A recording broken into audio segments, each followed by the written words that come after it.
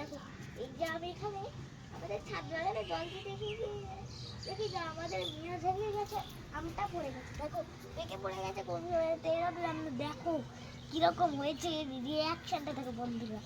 এইটাকে আমরা নিচে গিয়ে কাটবো। তার প্রথমে আমরা আপনাকে ব্যানানা ম্যাঙ্গো একটা আম ছিঁড়তে বলেছি, সেইটা ছিঁড়বো। এর মধ্যে কোনটা ছিঁড়বো এটা আমি জানি, এইটাই হলুদটা ছিঁড়বো, কারণ এইটা হলুদ দেখেই বোঝা যাচ্ছে এটা পেকে গেছে।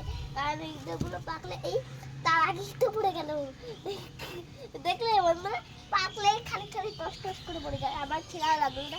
এই ভিডিওটা কেমন লেগেছে হাতলে বলে দেবে। এইটা হলো মিয়াজাকি, এটা হলো এইটা হলো হচ্ছে ব্যানানা ম্যাঙ্গো। দেখো এই যে আমাদের ব্যানানা ম্যাঙ্গোর গাছ, এই যে আমাদের মিয়াজাকির ম্যাঙ্গোর গাছ, এই দুটো গাছ।